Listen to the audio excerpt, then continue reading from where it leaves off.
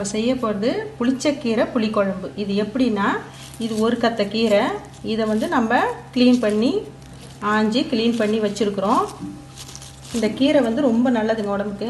இதுக்கு தேவையான பொருள் வந்து 4 பச்சை மிளகா, நம்ம வந்து ஒரு கைப்பிடி அளவுக்கு, ஒரு எலுமிச்சம்பழத்தை மாதிரி கைப்பிடி அளவுக்கு புளி, 1/2 கப்புக்கு பூண்டு. இந்த பூண்டு வந்து இந்த மாதிரி உதிரி உதிரியாக திப்பி திப்பியாக அரைச்சி வச்சுக்கணும். இப்போ எப்படி செய்கிறோன்னு காமிக்கிறேன். இப்போ பாருங்கள், இதில் கொஞ்சம் கடுகு, கொஞ்சம் உளுத்தம்பருப்பு பொரியட்டும். இதில் வந்து ஒரு 3 காஞ்ச மிளகாய் வந்து இப்படி கிள்ளி, 3 காஞ்ச மிளகாய் இப்படி கிள்ளி போடணும்.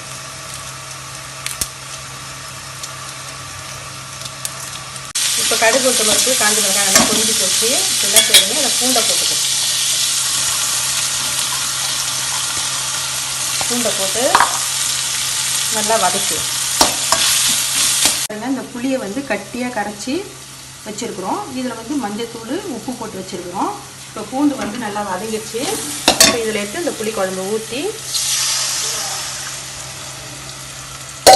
இந்த புளிக்குழம்பு நல்லா சுண்டுற அளவுக்கு, நம்ம புளி சாதம் செய்கிற பக்குவத்துக்கு நல்லா சுண்டுற அளவுக்கு இது கட்டி ஆகட்டும்.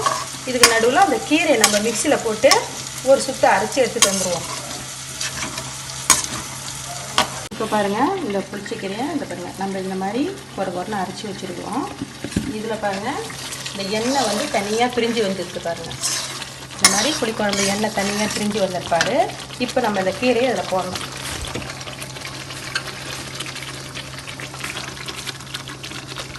இப்போ நம்ம புளிக்குழம்புல இந்த கீரையை போட்டுட்டோம். போட்டு 1 நிமிஷம் இதை கொதிக்க வச்சுட்டு நிறுத்திடணும். இப்போ பாருங்கள், இதுதான் புளிச்சக்கீரை புளிக்குழம்பு. இந்த புளிச்சக்கீரையை இந்த மாதிரி புளிக்குழம்பு வச்சா தான் நல்லாயிருக்கும்.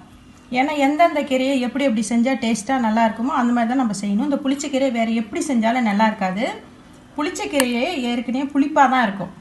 அது கூட நீங்கள் இந்த மாதிரி புளிச்சக்கீரை புளி போட்டு குழம்பு வச்சிங்கன்னா இது சாப்பிட்றதுக்கு டேஸ்ட்டாக இருக்கும். இதுக்கு வந்து தொட்டுக்க உருளைக்கிழங்கு வறுவல், கருணக்கிழங்கு வறுவல் அப்படி வச்சு தொட்டு சாப்பிடுங்க. வத்தல் கூட வச்சு சாப்பிட்டாலும் நல்லாயிருக்கும்.